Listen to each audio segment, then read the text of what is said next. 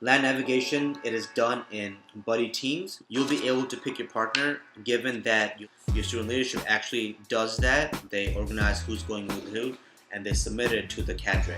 If you do not do that, then the SIs will assign. Sapper School NNAV, it is difficult and you have to have a little bit of luck involved. You'll have a GPS on you that's going to track you so that you don't get lost. It's like a safety requirement, but it's not going to give you like the GPS coordinates or anything because that'll be too easy. So you have 6 points to find and you have to have at least 4 to get a go. So the way it works is you'll start like around 2 in the morning and you'll be given 1 point. That is your starting point. That 1 point counts as one of those 4 points to get a go. I will tell you this, the distances between each point, I'll say is anywhere from a mile to 2 to 3 miles. So you'll be running, you need to run. And the issue is that you're not allowed to use the roads. But with that being said, make sure you handrail the roads. You have to be in the woods, but use the roads as a good reference point. But I believe you have to be at least 5 feet inside the woodline. If they see you on the road or too close to the road, you might get a major minus or you might even fail land nav. You will have a rucksack or you will have a backpack and you will have like a packing list for that day. And I'll say your backpack or your rucksack is going to weigh about 35 to 40 pounds and I'll say you'll be running / walking maybe from 10 to 12 miles that day for land nav. If you bolo land nav, like I said, it is the most common event that people fail. You will retest on day 13, which is the last day before you go to patrolling. I highly recommend you do not do that because the last day before patrolling you just want to sleep in. But if you do retest on day 13, then you will do evening into night. So you'll go from day to night and then you got to be up next day at 4 or 5 in the morning to go to Fort Nico for patrolling. Alright guys, moving on to the knots and rigging. Make sure you know how to tie every single knot and memorize the checkpoints and purposes. You do not want to have to learn how to tie the knot or the checkpoints and the purposes while you're in Sapper School. Because you have so much other new stuff that you have to memorize, you're very short in time. Because your classes are ending around 11 p.m. and you gotta be up by 4:30 a.m. So you don't want to be up till 2 a.m. just learning the knots. You want to be up till 2 a.m., which you will be up till 2 a.m. for doing other stuff. All the mountaineering, rigging stuff, which you have not seen before. So know those things. It will make your life much easier how to tie the knots while you're in Sapper School. But highly recommend learn all of it before you go. There's many YouTube videos on it.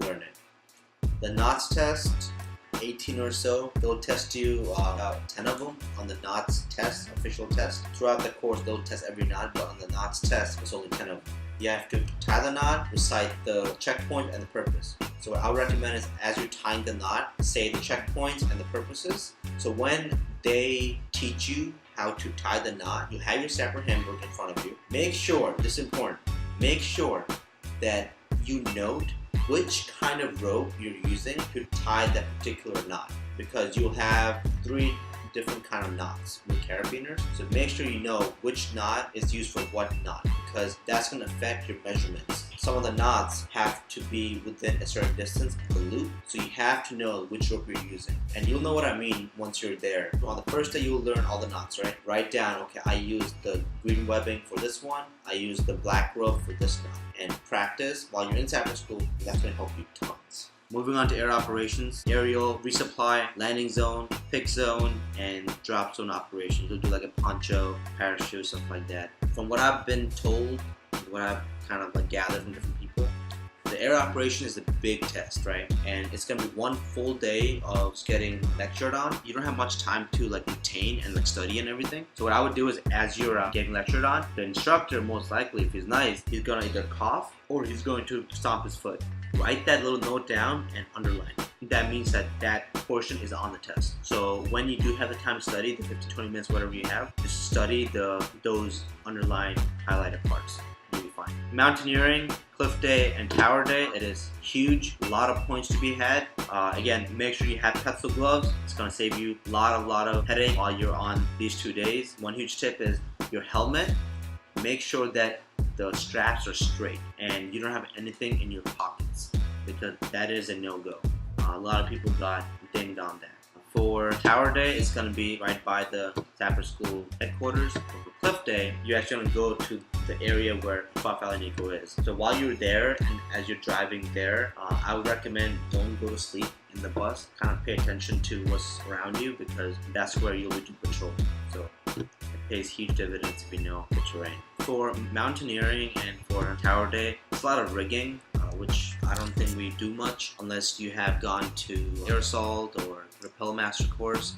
So make sure you practice whenever you have time to practice. What my class did was the night before tower day and also cliff day, I believe, we went to the bathroom and we set up our own little lanes inside the bathroom, and we were practicing our rigs in the bathroom. Water operations, you'll go to Lake of the Ozarks for that. It is horrible because you will see people drinking beer and partying, and you're here just walking around with this 800-pound poncho raft. You have 2 rucksacks and you make a raft out of it, and you have to swim across, touch the Sapper tab, and then come back. And I believe you have 35 minutes. If you have too much water inside your raft, it will be heavy as hell. It will be like 200 pounds.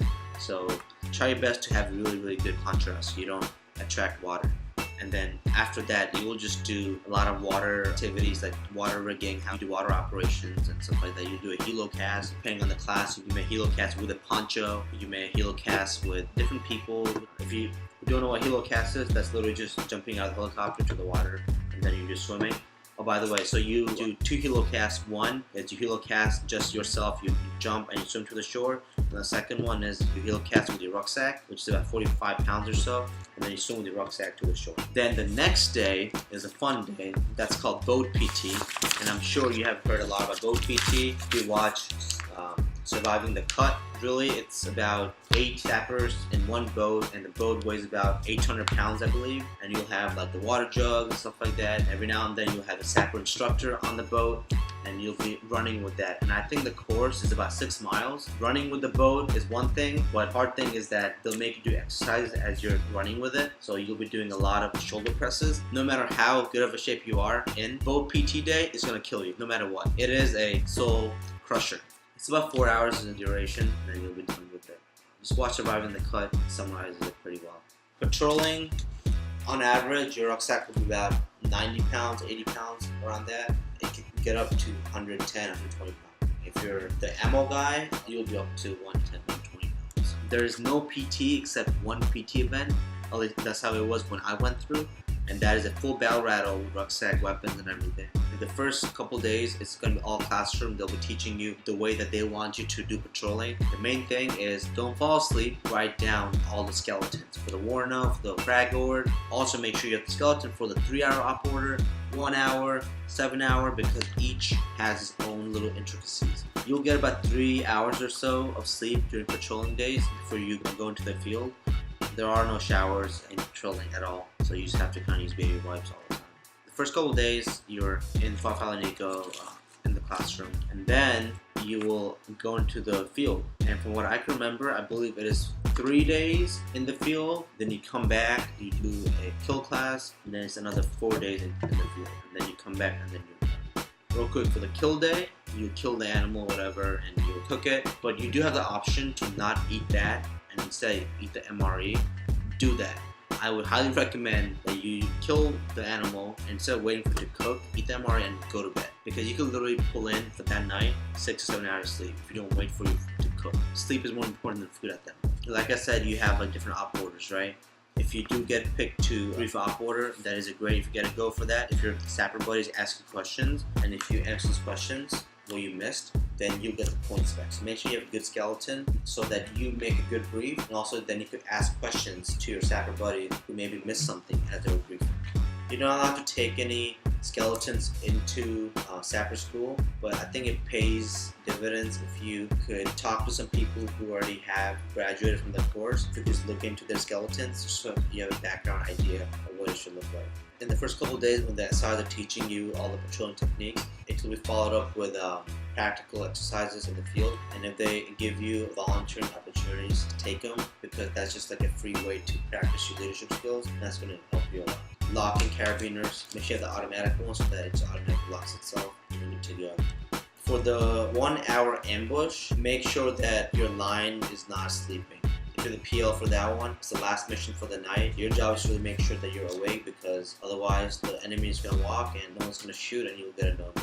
The movement sucks, patrolling is very hilly, take it how it is. 5 hour op order, it will be in the field and you'll be in a patrol base. Be ready to get attacked because you are in the field, so have a plan in your head how you're going to react to that. who is going to go where, who's going to flank where to neutralize that attack.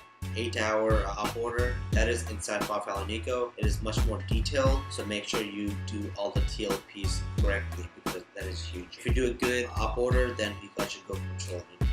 The 5-hour sucks the most because you're in the field, but they expect almost as much as they would expect from an 8-hour op order. Warning order, there is a format. I told you there's a skeleton for Frago, Warno, and op order, so make sure you use the Warno format. Do not use the Frago format because it is different. That's pretty much all I have for you. Again, if there's any questions, please feel free to comment below and I'll answer it. I have a lot of study guides. All my friends who have used that study guide, they have loved it. It was very useful for them. And if you email me, I'll share it with you. I will have the email address in the description below. Some of the study guides that I have is air operations, foreign weapons, mines, an overall Sapper training plan, which is like a physical training plan, and a NOTS PowerPoint with the checkpoints and the purposes.